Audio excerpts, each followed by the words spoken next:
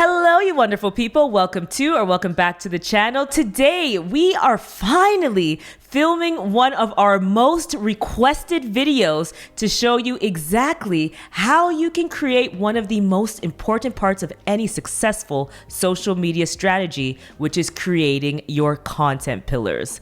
Let's dive in. All right, let's start right at the beginning. What are content pillars? So your content pillars or content categories are the topics or umbrellas of topics that a brand posts about on social media.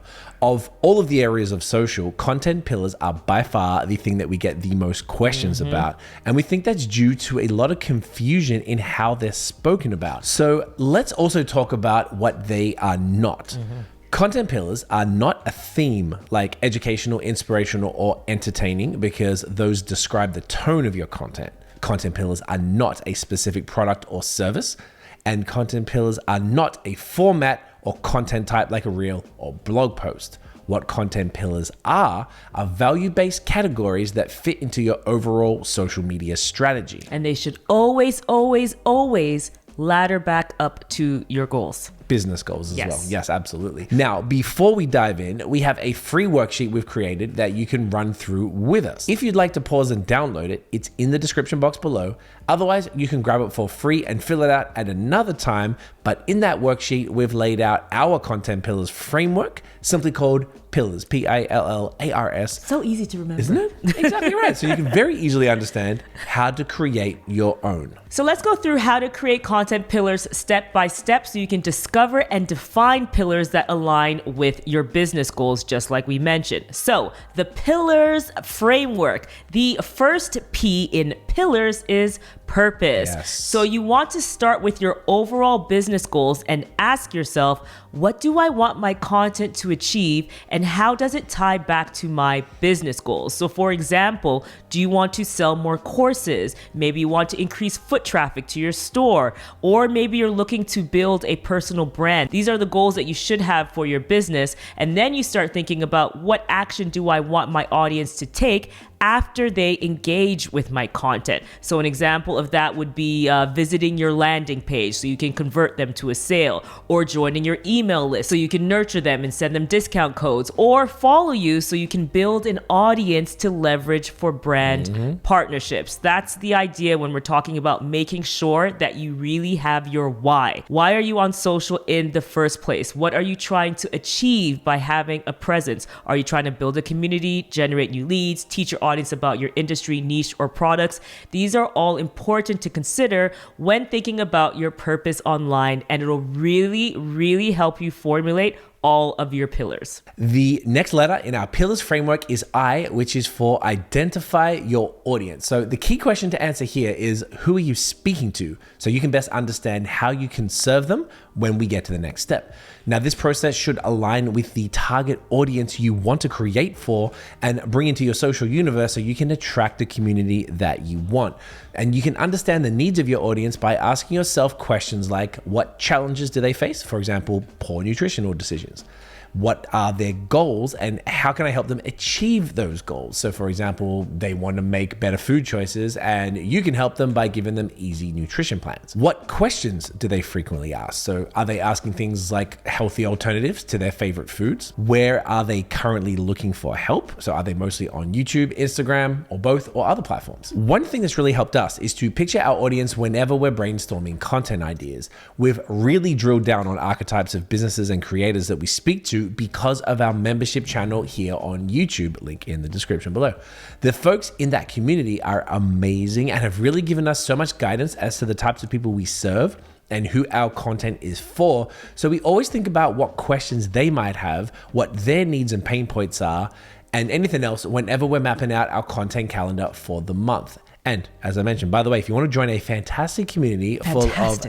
Isn't it? Yeah, wonderful. It's incredible. Wonderful. For the talented business owners and creators, and get access to monthly trainings, live Q&As with customized feedback on your strategies, posts, and profiles, hit the link in the description and become one of our incredible insiders. So in our next live training in the membership channel, we're going to go through this framework, the Pillars framework, with our members by either choosing one of their businesses or making up one of our own to really show the process, since we can spend more time in there with long form videos and answer questions along the way. We're always High Season Cafe.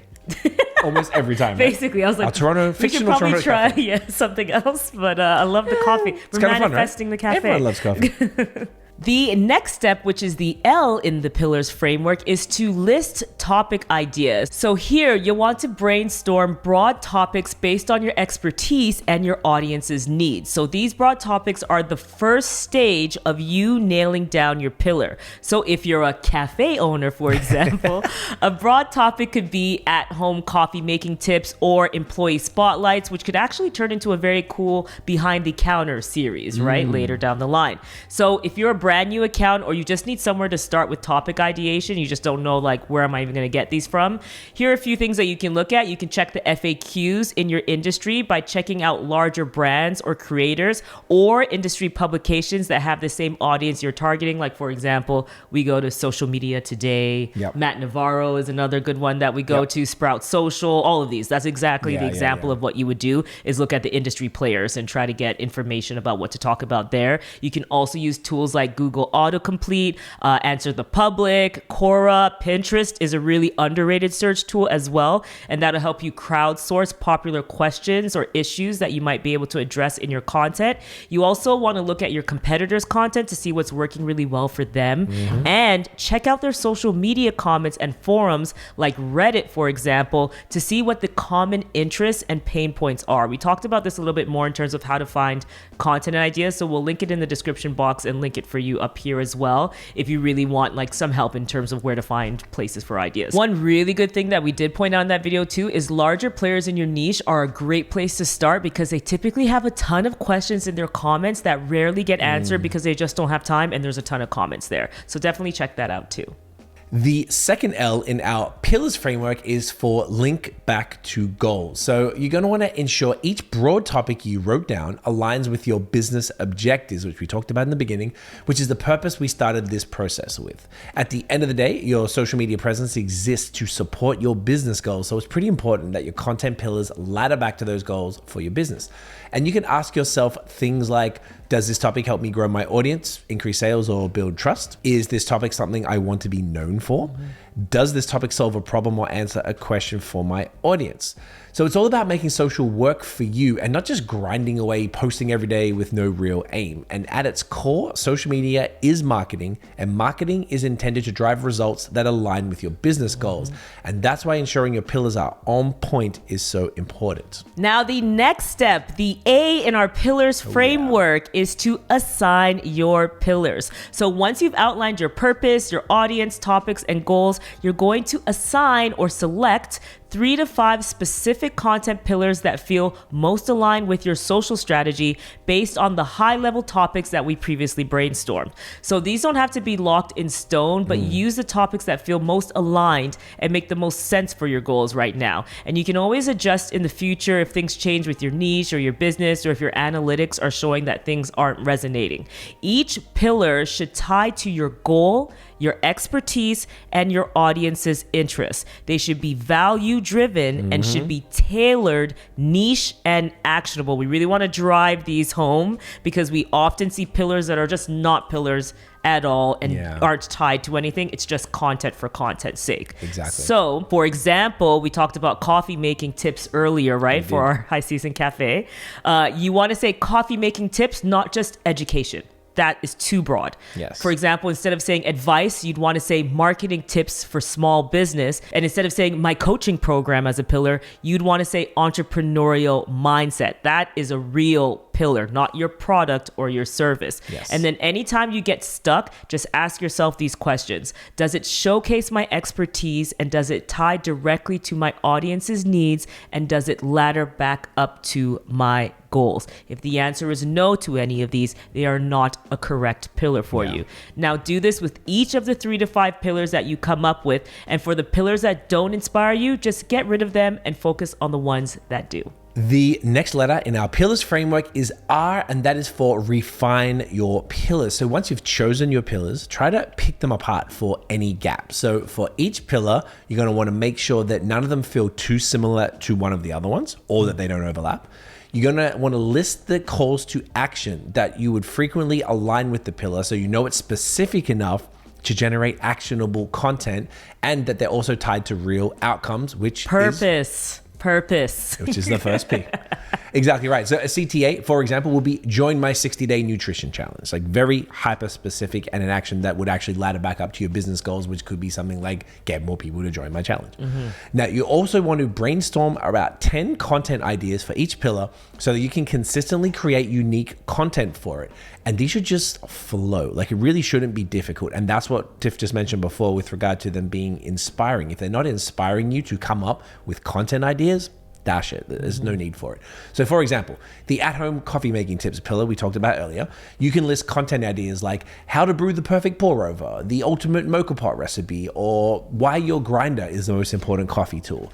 This will let you know that you can speak at length about the topic, and the more those flow, the more cool ideas, and maybe one idea will spark another handful of ideas.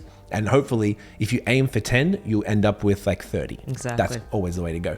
Now, there's almost always a way to take a vague or generic pillar and drill down to make it more unique and applicable to your business. Running through these refinement steps that we just went through will do that for you so you can create intentional, captivating, engaging content. Now that you've got your pillars and refined them so you're super happy, the next step, which is the S in the pillars framework, is to set your content strategy. So you're going to turn your pillars into an action plan by creating a strategy for consistent execution. So here's how it goes down. You're going to 1, map it out. So assign each pillar to specific days, weeks, or months in your calendar. Because it's just placing the pillar topics on a day, you could technically do this for a full year out. And at the very least, we just suggest that you do it for a month so you can look at the next 4 weeks and know exactly what you're posting about. So for example, if you have promos or product launches, place those pillars on those days and the days leading up to it for the rollout. The next thing you want to do is create reusable formats. So develop templates for content types under each pillar. So an example of that are carousel posts or reels covers or reels themselves or blog posts. You can do this all in Canva, which is amazing. Everybody knows Canva's fantastic. Link down below. Link down below. We also have some great customizable templates available on our website, which you can use, which are also going to be linked in the description box below. Once you have a template, it makes your life just so much easier. Really does. Yes, it does. As so it's just dragging and dropping basically at that point. You've done the hard work up front and then you can just roll with it. And then you're just changing the images, the visuals, and some copy really. Then you want to be sure that you continue to measure success. So track your engagement, your conversions, or feedback so you can adjust your pillars over time. We suggest to give your pillars at least a quarter to see how they perform. By checking the metrics and insights, you'll be able to figure out which topics or content worked the best and lean into that, while also figure out what resonated the least so you can cut it from your strategy. And that is it. Now you are fully equipped to create your own content pillars using our pillars framework and can really get your social on track. You can download our free pillars template via the description below. And if you want to become a member, a high season insider, that'll be linked in the description box too. Thank you so much for coming back to watch another video. We hope this was super helpful for you. If you want to continue on this journey and maybe get your social strategy together, we definitely recommend that you check out this video next. We'll see you in the next one. Peace. Bye.